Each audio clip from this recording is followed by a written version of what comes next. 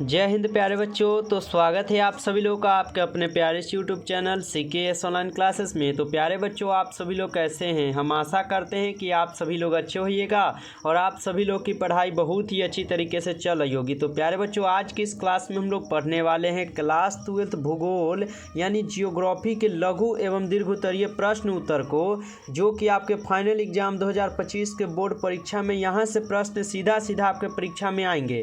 तो आप लोग इस क्लास को शुरू से लास्ट तक देखिएगा और लास्ट में बताइएगा कि आप लोग को ये क्लास कैसा लगा है। तो लास्ट तक जुड़े रहिए, सभी क्वेश्चन इंपॉर्टेंट और सिलेक्टेड क्वेश्चन है आपकी परीक्षा के लिए। क्लास को लास्ट तक जरूर देखिएगा।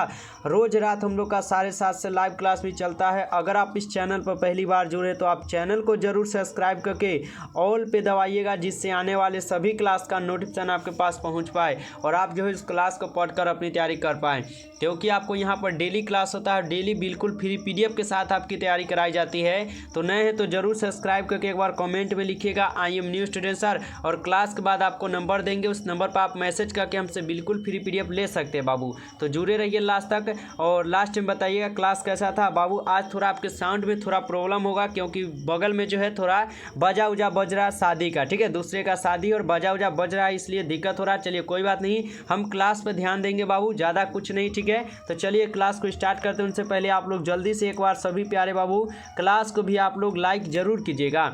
चलिए फटाफट आप सभी प्यारे बाबू एक बार लाइक कर दीजिए। उसके बाद हम क्वेश्चन देखते हैं कि आज का पहला नंबर क्वेश्चन क्या है।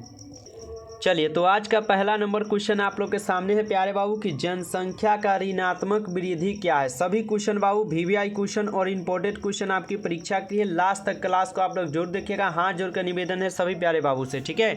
चलिए जनसंख्या का ऋणात्मक वृद्धि क्या है प्यारे बाबू, इसको समझिएगा आप लोग, ठीक है। उत्तर है कि यदि दो समय अंतराल के मध्य में जनसंख्या कम हो जाए तो उसे जनसंख्या का ऋणात्मक वृद्धि कहते हैं, ठीक है ना। यदि दो समय में, ठीक है ना, यदि दो समय अंतराल के मध्य में अगर जनसंख्या कम हो जाए तो उसे हम लोग क्या बोलते हैं, तो जनसंख्या ऋणात्मक वृद्धि बाबू बोलते हैं, ठीक है। जैसे में आप सब देख सकते हैं 2003 में जनसंख्या क्या थी, तो 1 करोड़ थी। 2003 में जनसंख्या बाबू 1 करोड़ थी। वहीं अगर वर्तमान में देखा जाए तो क्या है, 1 करोड़ थी, जो 2005 में क्या है, तो 2005 में 0.9 करोड़ हो गई है। यानी 2005 में क्या है, तो 0.9 करोड़ हो गई है और 2003 में बाबू 1 करोड़ थी। इसको आप लोग अच्छे से याद कीजिएगा, जरूर आपसे एग्जाम में ये पूछेगा प्रश्न, जनसंख्या का ऋणात्मक वृद्धि क्या प्यारी। इतना आप लोग जरूर मेहनत करके याद कीजिएगा। सभी प्यारे बाबू से हम हाथ जोड़कर निवेदन करते हैं, आप लोग मन लगाकर जरूर पढ़ाई कीजिए, ठीक है। चलिए अगला क्वेश्चन प्यारे बाबू देखिएगा, यहाँ पर 2 नंबर क्वेश्चन आप लोग के सामने है। 2 नंबर क्वेश्चन है वायु प्रदूषण के प्रमुख स्रोतों का उल्लेख करें। वायु प्रदूषण के प्रमुख स्रोतों का प्यारे बाबू क्या करना है, उल्लेख करना है आप लोग को। उत्तर देखिएगा, उत्तर है कि प्राकृतिक स्रोत क्या है, जैसे ज्वालामुखी, विस्फोट, धूल, तूफान, अग्नि इत्यादि क्या है, तो ये सब वायु प्रदूषण के प्रमुख स्रोत है, ठीक ना। ये प्राकृतिक के स्रोत है। वहीं पे दिया गया है मानव निर्मित स्रोत, ये हो गए आपके प्राकृतिक स्रोत। और मानव निर्मित स्रोत क्या है, तो उद्योग से अनेक प्रकार की क्या है, तो जहरीली गैस, राख और धूल मिलाकर क्या है, तो वायु को प्रदूषित करती है। यानी मानव द्वारा जो निर्मित चीज़ है ना, वो क्या है, तो प्रदूषित करती है वातावरण को ही, ठीक है। मोटर हो गया, वाहन हो गया, ये सब क्या है, मोनोऑक्साइड और सीसा वायुमंडल में छोड़े जाते हैं। बड़े नगरों में 50 से 60% प्रदूषण इन्हीं से होता है। बड़े बड़े जो शहर देखते हैं, बड़े बड़े यहाँ पर राज्य देखते हैं, वहाँ पर गाड़ी बहुत ज़्यादा चलता है, वहाँ पर क्या प्रदूषण कहाँ से होते हैं, तो ये सब बड़े बड़े गाड़ी उड़ी चलने के कारण ही होते हैं, ठीक है। खदानों से निकली धूल आदि, ये सब क्या है, तो ये मानव निर्मित स्रोत है, और यानी मानव द्वारा ये सब किया गया है, ठीक है। यानी मानव द्वारा क्या है, तो यहाँ पर प्रदूषण फैलाया गया है। अगर प्रकृति की बात किया जाए तो प्राकृतिक में जैसे हो गया जलवायु क्या है, तो प्रकृति का दिया गया है। विस्फोट कब हो जाएगा कौन जानता है, ये भी जलवायु क्या है, प्रकृति का है। ये सब क्या है, धूल हो गया, तूफान हो गया, अग्नि क्या है, ये सब प्राकृतिक है। लेकिन अगर मानव निर्मित का है तो बाबू इतना आप लोग याद रखिएगा, अच्छे से लिख लीजिएगा, वायु प्रदूषण के प्रमुख स्रोतों का उल्लेख करें, इतना बाबू आप लोग को उल्लेख कर देना है अच्छे से, ठीक है। चलिए आगे बढ़ते हैं।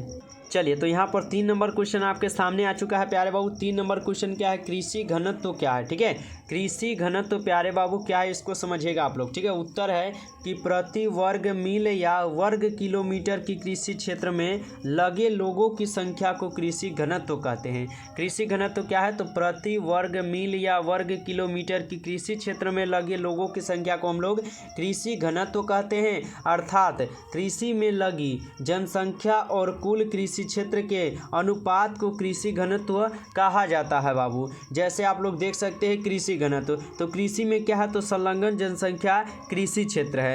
कृषि में संलग्न जनसंख्या है तो क्या है, तो ये कृषि क्षेत्र के अंतर्गत आते हैं। इसको आप लोग अच्छे से याद कर लीजिएगा, ठीक है। कृषि घनत्व क्या है बाबू, यहाँ तक याद कीजिएगा। अगर हो सके तो इसको आप लोग हो सके तो याद कर लीजिएगा तो अच्छा ही रहेगा, ठीक है। चलिए अगला क्वेश्चन देखते हैं हम लोग। यहाँ पर 4 नंबर क्वेश्चन है। 4 नंबर क्वेश्चन है मुक्त आकाश नीति क्या है, ठीक है। मुक्त आकाश नीति प्यारे बाबू क्या है।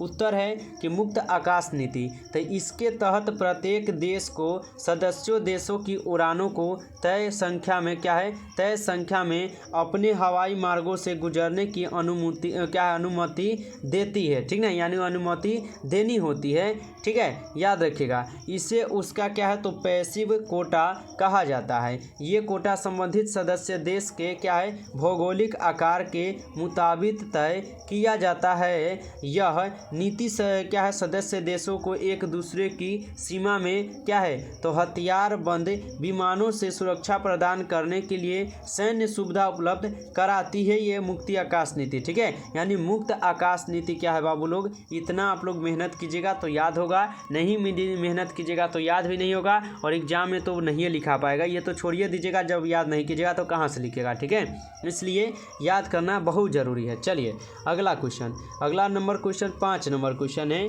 कि स्वामित्व के आधार पर उद्योगों को वर्गीकृत करें, ठीक है। स्वामित्व के आधार पर वो क्या है, उद्योगों को वर्गीकृत करना है। उत्तर है कि स्वामित्व के क्या है, स्वामित्व के आधार पर उद्योगों के निम्नलिखित 4 वर्ग है, जिसमें से पहला आता है सार्वजनिक, पहला क्या है, सार्वजनिक। दूसरा आता है निजी, तीसरा क्या है, शाकाहारी, और चौथा आता है संयुक्त। ये सब क्या है, तो स्वामित्व के 4 आधार के नाम है, ठीक ना। यानी स्वामित्व के 4 उद्योगों के नाम है। आप लोग अच्छे से इसको याद कर लीजिएगा, चारों उद्योग के नाम, ठीक है। चलिए अगला क्वेश्चन 6 नंबर क्वेश्चन आपके सामने है कि जल संभरण प्रबंधन क्या है। जल संभरण प्रबंधन क्या है बाबू, ठीक है। उत्तर देखिएगा, जल संभरण प्रबंधन, इसका मुख्य उद्देश्य जल को रोकना और विभिन्न विधियों जैसे तालाब, अंत क्या श्रवण, पुनः भरणन आदि के द्वारा जल का संचयन व संरक्षण जमा करना है। यह प्रमुख रूप से क्या है, तो धारातलीय जल संसाधनों का कुशल प्रबंधन है। जल संभर प्रबंधन का क्या मुख्य उद्देश्य प्राकृतिक संसाधनों और समाजों के मध्य संतुलन स्थापित करना होता है, ठीक है। जल संभरण का प्रबंधन क्या है बाबू, इसको आप लोग अच्छे से जरूर याद कीजिएगा। हमारा काम है बाबू आपको अच्छे से गेसिंग करके क्वेश्चन देना, जो कि आप लोग के लिए इंपॉर्टेंट है। हम वही कर रहे हैं, आप लोग को पढ़ा दे रहे हैं। आप लोग अच्छे से लिख कर याद कीजिए, या आपको लोग PDF भी लेकर निकलवा सकते हैं, प्रिंट आउट करवा लीजिए, या PDF से याद कीजिए। जैसे आपको याद हो सके वैसे आप लोग याद कीजिए सभी क्वेश्चन को, ठीक है। चलिए अगला क्वेश्चन यहाँ पर बाबू 7 नंबर क्वेश्चन है, निम्न लिंग अनुपात वाले देश कौन हैं। निम्न लिंग अनुपात वाले देश यहाँ पर कौन है बाबू। उत्तर देखिएगा, उत्तर है कि निम्न लिंग अनुपात वाले देश भारत, पाकिस्तान, अफगानिस्तान, चीन, सऊदी अरब है। यानी ये क्या है, तो निम्न लिंग अनुपात वाले देश है ये 4-5 देश, ठीक ना। जिसमें से पहला हमारा भारत भी आता है, पाकिस्तान भी आता है, अफगानिस्तान भी है, चीन भी है, और सऊदी अरब भी है, ठीक ना।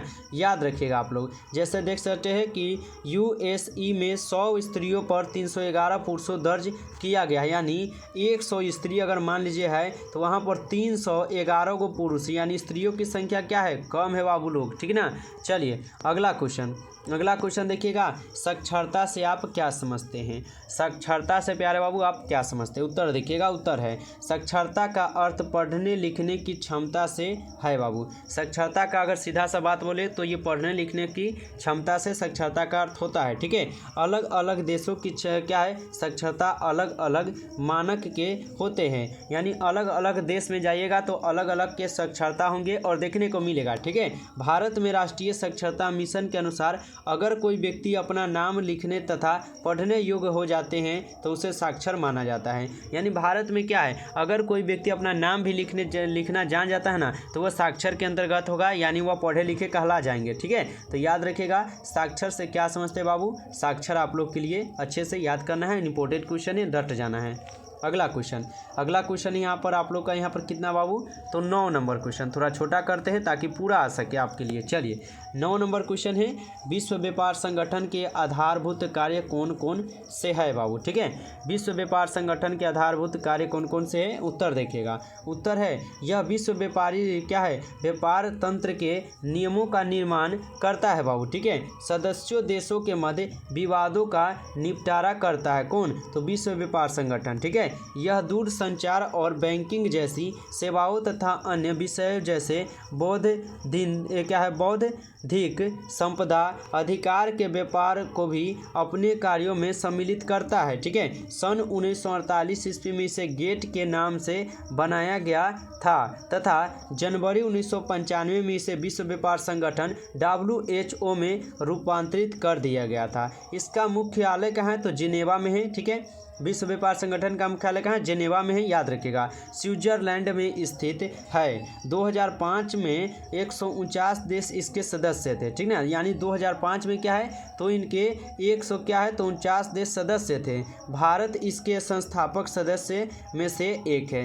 भारत क्या है, तो इसके संस्थापक सदस्य में से अपना भारत जो है ना एक आते हैं। ठीक है, तो याद रखिएगा, कहे अगर आपको कि विश्व व्यापार संगठन के आधारभूत कार्यों को कौन है, तो बाबू इतना आप लोग याद रखिएगा, अच्छे से लिख पाइएगा। ठीक है, एग्जाम में और अच्छा नंबर आप लोग लाइएगा। ठीक है, एग्जाम में। चलिए अगला क्वेश्चन देखिएगा आप लोग यहाँ पर कितना नंबर, 10 नंबर क्वेश्चन। ठीक है, 10 नंबर क्वेश्चन को आप लोग अच्छे से समझिएगा।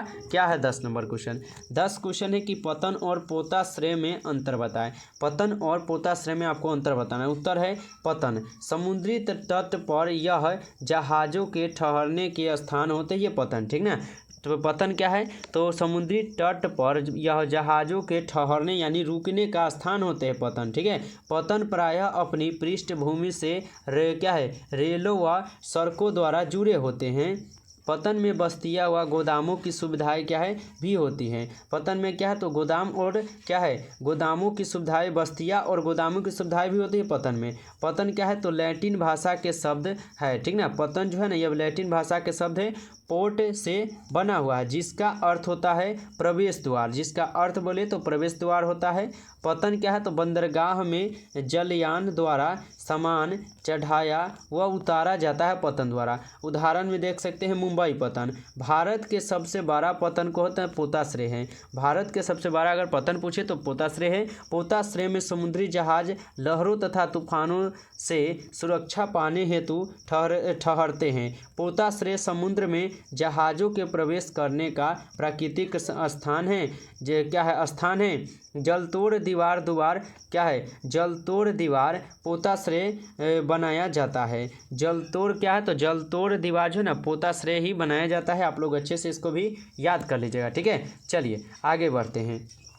अगला क्वेश्चन देखिएगा, 11 नंबर क्वेश्चन आप लोग के सामने है और इसको थोड़ा हम जूम करके और क्वेश्चन नीचे रहेगा और पढ़ाएंगे। चलिए इसको समझिएगा। मुख्य श्रमिक और सीमांत श्रमिक में अंतर स्पष्ट करें। ठीक है, मुख्य श्रमिक और सीमांत श्रमिक में अंतर आपको स्पष्ट करना है, क्या होता है। उत्तर है श्रमजीवी जनसंख्या का संगठन। तो आर्थिक स्तर को देखते हुए भारतीय जनसंख्या को 3 वर्गों में बांटा जाता है। यानी आर्थिक स्थिति को देखते हुए क्या है, तो भारत की जनसंख्या को 3 वर्गों में बांटा गया है, जिसमें से आप लोग का पहला आ जाएगा मुख्य श्रमिक। ठीक है, पहला आएगा मुख्य श्रमिक, वह व्यक्ति जो एक साल में कम से कम 183 दिन लगभग 6 माह काम करता है। ठीक है, यानी वह व्यक्ति जो एक साल में कम से कम 183 दिन लगभग यानी 6 माह काम करता है। 2 में आता है कि सीमांत श्रमिक। तो वह क्या है, सीमांत श्रमिक में आता है आपका जो व्यक्ति एक वर्ष में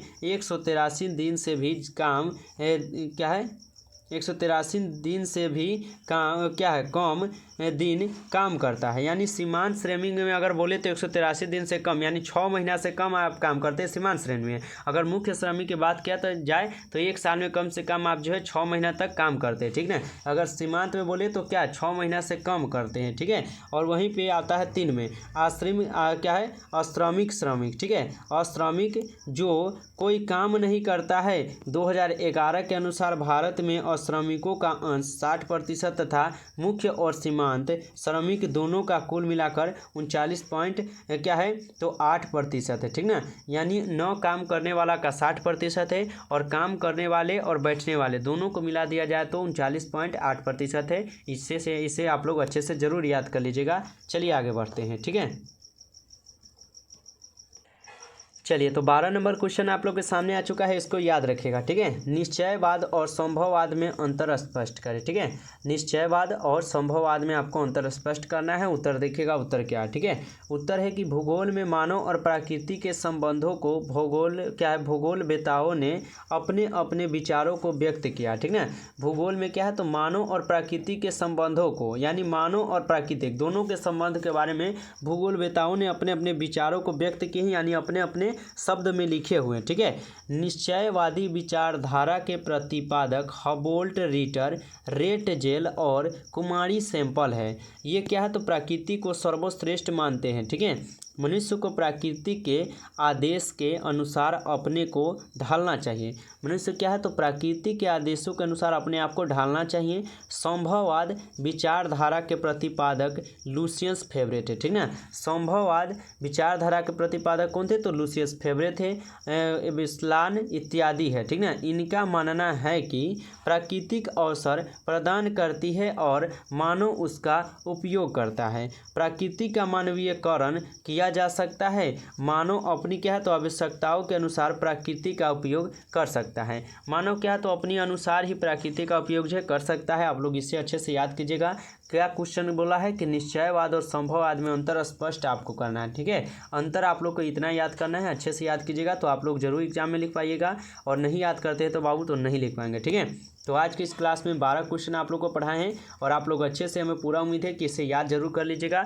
आप लोग इसे नहीं तो प्रिंट आउट करवा लीजिए, कहीं पे जाकर 10-20 रुपया लेके करवा लीजिए, या आप लोग PDF के जरिए याद कीजिए या क्लास से लिख कर याद कीजिए। जैसे हो सकता है बाबू वैसे याद कीजिए। सभी क्वेश्चन VVI क्वेश्चन था जो हम आपको पढ़ा दिए हैं, और आप लोग इसको कैसे याद करते हैं आपके ऊपर हम छोड़ते हैं, ठीक है। जरूर याद कर लीजिएगा। जाने से पहले आप लोग जरूर क्लास को लाइक करके जाइएगा। चैनल पर अगर पहली बार जुड़े हैं तो आप जरूर सब्सक्राइब करके ऑल पे दबाइएगा, जिससे आने वाले और भी क्लास का नोटिफिकेशन आपके पास पहुंच पाए और आप जो इस क्लास को पढ़कर अपनी तैयारी कर पाए, ठीक है। तो नए हैं तो जरूर सब्सक्राइब कर लीजिए। कमेंट में I am new student sir जरूर लिखेगा। आप सभी प्यारे बच्चे बताइएगा क्लास कैसा था, आप लोग जरूर कमेंट में बता के जाइएगा। चलिए, नए बच्चे हैं तो आप इस नंबर पर मैसेज कर लीजिएगा 962 18 834। अगर नए हैं तो PDF के लिए आप इस नंबर पर हमें मैसेज करके हमसे PDF ले सकते हैं, ठीक है। चलिए तो मिलते हैं फिर नेक्स्ट क्लास में। तब तक के लिए आप लोग मन लगाकर पढ़ाई कीजिएगा। Best of luck, bye bye दोस्तों।